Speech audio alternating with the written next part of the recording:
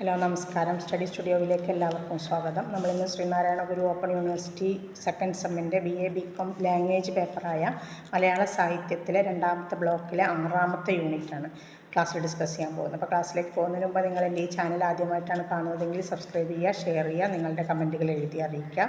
ഒപ്പം paid notes ഉണ്ട്, മലയാളത്തിൻ്റെ ഉണ്ട്, പിന്നെ സോഷ്യോളജി, ഹിസ്റ്ററി പോലെയുള്ള മറ്റ് അവരുടെ മെയിൻ പേപ്പറുകളുടെയൊക്കെ BA സെക്കൻഡ് സെം ഫസ്റ്റ് സെമ്മിൻ്റെയൊക്കെ നോട്ട്സ് ഉണ്ട്. നോട്ട്സ് ആവശ്യമുള്ളവരുണ്ടെങ്കിൽ കഴിഞ്ഞ വീഡിയോയിൽ ഡിസ്ക്രിപ്ഷൻ ബോക്സിൽ എൻ്റെ വാട്സപ്പ് നമ്പർ കൊടുത്തിരുന്നു. ആ വാട്സപ്പിൽ വന്നാൽ ഡീറ്റെയിൽസ് തരാം. പെയ്ഡ് നോട്ട്സാണ് കേട്ടോ. അപ്പോൾ നോക്കാം, നമുക്ക് ക്ലാസ്സിലേക്ക് പോകാം. ബ്ലോക്ക് 2 കഥയാണ്, ചെറുകഥകളാണ്. അതിൽ 6ാമത്തെ യൂണിറ്റ് ഭീരു എന്ന MT വാസുദേവൻ നായരുടെ ഒരു കഥയാണ്. നോക്കാം നമുക്ക്. MTയുടെ കഥകളുടെ മുഖ്യ സവിശേഷത എന്ന് പറഞ്ഞത് ഒറ്റപ്പെടലിൻ്റെയും ഭീരുത്വത്തിൻ്റെയും അപകർഷതാബോധത്തിൻ്റെയും അന്തർമുഖത്വത്തിൻ്റെ, അതായത് ഉള്ളിൽ നിന്ന് വരുന്നതിൻ്റെ വെളിപ്പെടലായിട്ട് ആണ് കാണുന്നത്. അതേ സ്വഭാവ സവിശേഷതകളെല്ലാം ഏതിലും ഉണ്ട്, ഭീരു എന്ന കഥയിലും ഉണ്ട്. അല്ലെങ്കിൽ അങ്ങനെയുള്ള അതിൻ്റെയൊക്കെ ഒരു വിലയിരുത്തൽ തന്നെയാണ് ഏത് ഭീരു എന്ന ഈ ചെറുകഥയും. എല്ലാ മനുഷ്യരുടെയും ജീവിതത്തിലുണ്ടാകും ചില രഹസ്യ സ്വഭാവമുള്ള സംഭവങ്ങൾ. ആ സംഭവങ്ങളെ നാം ഒരിക്കലും ഓർക്കാൻ ഇഷ്ടപ്പെടാറുമില്ല. അത്തരത്തിലുള്ള നിരവധി കഥകൾ MT എഴുതിയിട്ടുണ്ട്. അങ്ങനെയുള്ളൊരു കഥ തന്നെയാണ് ഭീരു എന്ന ഈ കഥയും. ഇരുണ്ട നാലുകെട്ടിലെ കുടുംബത്തിലെ ആൾക്കൂട്ടത്തിൽ തനിയെ ആകുന്ന ഇടത്തരക്കാരായ സാധാരണ മനുഷ്യരുടെ വ്യതകൾ MTയുടെ കഥകളുടെ പൊതു സ്വഭാവമാണ്. അത്തരത്തിലുള്ള ഒരു ഒളിച്ചോടലിൻ്റെ അല്ലെങ്കിൽ ഒരു ഭീരുത്വത്തിൻ്റെ കഥയാണ് ഇവിടെ നമ്മുടെ പാഠ്യവിഷയം. ഒരു ഹോസ്പിറ്റലിൻ്റെ പശ്ചാത്തലത്തിൽ നടക്കുന്ന ഒരു കഥയാണ് ഭീരു എന്ന് പറയുന്ന ഈ കഥ. രോഗത്തിൻ്റെയും ആശുപത്രിയുടെയും പശ്ചാത്തലത്തിൽ നിരവധി കൃതികൾ മലയാളത്തിൽ ഉണ്ടായിട്ടുണ്ട്. ഒരു നഷ്ടപ്രണയത്തിൻ്റെ ഓർമ്മപ്പെടുത്തൽ കൂടിയാണ് ഭീരു എന്ന ഈ കഥ. അത് നമ്മൾ MTയെ കുറിച്ചൊന്ന് പരിചയപ്പെടാം. MTയുടെ ആത്മകഥാ സമാഹാരമാണ് രക്തം പുരണ്ട മൺതരികൾ എന്നുള്ളതാണ് അദ്ദേഹത്തിൻ്റെ ആദ്യ കഥാസമാഹാരം.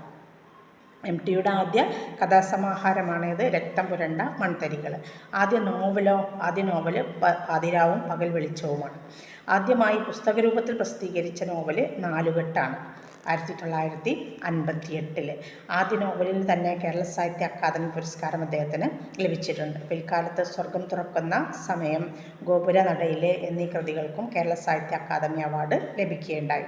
സ്വന്തം കഥയായ സ്നേഹത്തിൻ്റെ മുഖങ്ങൾ 1963-64 മുറപ്പെണ്ണ് എന്ന പേരിൽ ആദ്യ തിരക്കഥയായിട്ട് MT ചലച്ചിത്ര ലോകത്തേക്ക് പ്രവേശിച്ചു. മുറപ്പെണ്ണെന്ന പേരിലൊരു സിനിമ ഉണ്ടായിരുന്നു. 1973 ആദ്യമായിട്ട് സംവിധാനം ചെയ്ത നിർമാല്യം എന്ന ചിത്രത്തിന് രാഷ്ട്രപതിയുടെ സ്വർണ്ണ പതക്കവും ലഭിച്ചു. ഇതൊക്കെ എന്തിനാ പറയുന്നത് വെച്ചാൽ 1 വേർഡ് ചോദിക്കും കേട്ടോ. 50ലേറെ തിരക്കഥകൾ എഴുതിയിട്ടുള്ള അദ്ദേഹത്തിന് 4 തവണ ഈ മേഖലയിൽ ദേശീയ പുരസ്കാരം ലഭിച്ചിട്ടുണ്ട്. മലയാള സാഹിത്യത്തിന് നൽകിയ മൂല്യ സംഭാവനകൾ കണക്കിലെടുത്തുകൊണ്ട് 1996 കാലിക്കറ്റ് സർവകലാശാല ബഹുമാന സൂചകമായിട്ട് അദ്ദേഹത്തിന് DLit ബിരുദം നൽകി ആദരിച്ചിട്ടുണ്ട്. 1995 ജ്ഞാനപീഠ പുരസ്കാരം അദ്ദേഹത്തിന് ലഭിച്ചു. 2005 പത്മഭൂഷൺ നൽകി MTയിലെ പ്രതിഭയെ ഭാരത സർക്കാരും ആദരിച്ചു. ഇദ്ദേഹത്തിൻ്റെ കൃതികൾ നിരവധി ഇന്ത്യൻ ഭാഷകളിലേക്കും വിദേശ ഭാഷകളിലേക്കും മൊഴിമാറ്റം, അതായത് തർജ്ജമ ചെയ്യപ്പെട്ടിട്ടുണ്ട്. MT വാസുദേവൻ എന്ന സാഹിത്യകാരൻ ഒരു പരിസ്ഥിതിവാദി കൂടിയാണ്. നിളയുടെ കഥാകാരൻ എന്നറിയപ്പെടുന്ന വാസുദേവൻ നായർ നിള നദിയെയും അതിനു ചുറ്റുമുള്ള പരിസ്ഥിതി പ്രശ്നങ്ങളെയും കുറിച്ച് പലപ്പോഴായിട്ട് എഴുതിയ ലേഖനങ്ങൾ കണ്ണാന്തളിപ്പൂക്കളുടെ കാലം എന്ന പേരിലാണ് പ്രസിദ്ധീകരിച്ചിട്ടുള്ളത്. ഇനി നമ്മുടെ കഥയിലേക്ക് പോവാം. ഭീരു എന്ന കഥയിലേക്ക് പോവാം. ഒരു ഹോസ്പിറ്റലിൻ്റെ പശ്ചാത്തലത്തിൽ നടക്കുന്ന ഒരു കഥയാണ് ഭീരു. ഉത്തമ പുരുഷൻ കഥ പറയുന്ന രീതിയിൽ തന്നെയാണ് ഈ കഥയും അവതരണം ചെയ്തിട്ടുള്ളത്. ഒരു മാഷാണ് കഥാനായകൻ. അയാൾ വളരെ അസ്വസ്ഥ നിറഞ്ഞ അന്തരീക്ഷമുള്ള ആശുപത്രി വരാന്തയിൽ കൂട്ടിരിപ്പിനെത്തിയതാണ്. ഒരു രോഗിക്ക് കൂട്ടിരിപ്പിന് എത്തിയതാണ്. വേദനകളുടെ ലോകത്തെപ്പറ്റി ധാരാളം വായിച്ചറിഞ്ഞ അദ്ദേഹം തനിക്ക് അവിടെ നിൽക്കേണ്ടി വരുമെന്ന് മുമ്പൊരിക്കലും കരുതിയിട്ടുണ്ടാവില്ല എന്നാണ് ലേഖകൻ പറയുന്നത്. ആരംഭങ്ങളും അവസാനങ്ങളും അനവധി വട്ടം കണ്ട, അതായത് ജനനവും മരണവും അനവധി വട്ടം കണ്ട അവിടുത്തെ ഇരുമ്പ് കട്ടിലുകളിൽ ഒന്നിൽ താൻ ചുമതല വഹിക്കുന്ന ജീവിതം നിർത്തിയിട്ട് ഭാര്യയ്ക്ക് മാറാരോഗമാണെന്നറിഞ്ഞ് അവളെയും കൊണ്ടുവന്നതാണ് അദ്ദേഹം ആ ഹോസ്പിറ്റലിലേക്ക്. ആ ഹോസ്പിറ്റലിൽ വെച്ച് അദ്ദേഹം ഒരു പഴയ ശിക്ഷ ലക്ഷ്മിക്കുട്ടിയെ കണ്ടുമുട്ടുന്നു. അവിടുത്തെ നേഴ്സാണ് ലക്ഷ്മിക്കുട്ടി. അവിടേക്ക് അവളോട് പറയാണ്, ഇവിടെ എൻ്റെ ഭാര്യയുണ്ട്, അവളെ നീ പ്രത്യേകം ശ്രദ്ധിക്കണേ എന്ന് പറയുകയാണ് അദ്ദേഹം. പിറ്റേ ദിവസം അദ്ദേഹം ഹോസ്പിറ്റലിൽ ചെന്നപ്പോൾ ഭാര്യയുടെ കട്ടിലിന് ചുറ്റും സ്ക്രീനിട്ട് മറച്ചിരിക്കുന്നു. നമ്മൾ ഭാര്യയെ പ്രത്യേകം പരിഗണന കൊടുത്ത് നോക്കുന്നുണ്ട്. ഭാര്യ വളരെ സന്തോഷത്തിലുമാണ്. ലക്ഷ്മിക്കുട്ടിയാണ് ഇങ്ങനെ ചെയ്തതെന്നായിരിക്കാണ് ആര് കരുതിയത്. നമ്മൾ വായനക്കാർക്ക് ഒറ്റനോട്ടത്തിൽ അങ്ങനെ തോന്നിപ്പോവും അല്ലേ, കാരണം അവരെ ഏൽപ്പിച്ചിട്ട് പോവാണ് കരുതിയതെന്ന് ആര് കരുതി, മാഷ് കരുതി. പക്ഷേ ലക്ഷ്മിക്കുട്ടി ആയിരുന്നില്ല. ഏതോ ഒരു തമിഴത്തിക്കുട്ടിയാണ് സഹായങ്ങളൊക്കെ ചെയ്തതെന്നും അവൾ അദ്ദേഹത്തെ കാണാൻ കാത്തിരുന്നു എന്നും ഭാര്യ പറയുന്നുണ്ട്. ആ സമയത്ത് തമിഴത്തിക്കുട്ടി സഹായിച്ചു എന്ന് കേട്ടപ്പോൾ തന്നെ അയാൾ പെട്ടെന്ന് അസ്വസ്ഥനായി. അതിൻ്റെ കാരണം നേരിട്ട് കഥാകൃത്ത് എന്ന കഥയിലോട്ടും വെളിവാക്കുന്നുമില്ല. പലതരം സൂചനകളിലൂടെയും ഓർമ്മകളിലൂടെയും വായനക്കാരെ കാരണങ്ങൾ ബോധ്യപ്പെടുത്തുന്നുമുണ്ട്. പക്ഷേ അയാൾ അവളിൽ നിന്നും ഒളിഞ്ഞു മാറാനുള്ള ശ്രമമാണ് നടത്തുന്നത്. അയാൾ ഒരു ഭീരുവായി മാറുകയാണ്. അവളാണ്, അതായത് തമിഴത്തിക്കുട്ടിയാണ് ഇതൊക്കെ ചെയ്തതെന്ന് കേൾക്കുമ്പോൾ ആ മാഷ് ഒരു ഭീരുവായിട്ട് മാറുകയാണ്. ഒരു നഷ്ടപ്രണയത്തിൻ്റെയും ഒരു ചതിയുടെയും കഥാനായകൻ്റെ മാറ്റത്തിൽ നിന്ന് നമുക്ക് മനസ്സിലാക്കാൻ കഴിയും. രാത്രി ചുമതലയുടെ പ്രേരണ കൂടാതെ തന്നെ അവൾ ഭാര്യയെ ശുശ്രൂഷിക്കാനെത്താണ്. തമിഴത്തിക്കുട്ടി രാത്രിയാണ് ഡ്യൂട്ടി എന്നുള്ള അത് പരിഗണിക്കാതെ ഈ ഭാര്യയെ ശുശ്രൂഷിക്കാൻ വേണ്ടിയിട്ട് എപ്പോഴും അവിടെ എത്താണ് തമിഴത്തിക്കുട്ടി. രോദനങ്ങളും മരണത്തിൻ്റെ കാലച്ചുകളും കേട്ട് നടുങ്ങിക്കിടക്കുന്ന ഭാര്യയ്ക്ക് നിത്യവും അവൾ കൂട്ടിന് വരുന്നുണ്ട്. ആ സ്ത്രീയിൽ നിന്നും ഒഴിഞ്ഞു മാറി നിൽക്കുന്ന തൻ്റെ അവസ്ഥയെ കഥാനായകൻ പുച്ഛത്തോടെ ഓർക്കുകയാണ്. അതായത് തൻ്റെ പഴയ കാലഘട്ടത്തെക്കുറിച്ച് പുച്ഛത്തോടെ ഓർക്കുകയാണ് കഥാനായകൻ. വാസ്തവം ആരോടും പറയാൻ വയ്യ, സത്യത്തിൻ്റെ മുഖം എത്ര വികൃതമാണെന്ന് അദ്ദേഹം അപ്പോൾ ഓർത്തുപോയി. ആർക്കും അത് മനസ്സിലാവില്ല. സ്വന്തം ഭാര്യയ്ക്ക് പോലും അത് മനസ്സിലാവില്ല. കാരണം ഓർമ്മകളുടെ അടുത്ത് കിടക്കുന്ന വടിവാതിൽപ്പുറത്ത് തൂക്കിയിട്ട ഇരുമ്പ് ചങ്ങലക്കിടയ്ക്കിലുക്കം ബഹളം കൂട്ടാൻ അയാൾ ആഗ്രഹിച്ചില്ല എന്ന് പറയും. അതിനപ്പുറം നഷ്ടപ്പെട്ട ഒരു ലോകമുണ്ട് അദ്ദേഹത്തിന്, കഥാനായകന്. പണ്ടെങ്ങോ അകലെ എവിടെയോ നഷ്ടപ്പെട്ട് വീണുടഞ്ഞ ഒരു ലോകത്തിലെ ആ മുഖം അവൾ ഇവിടെ കാത്തിരിക്കുമെന്ന് അയാൾ ഒട്ടും പ്രതീക്ഷിച്ചിരുന്നില്ല എന്നാണ്.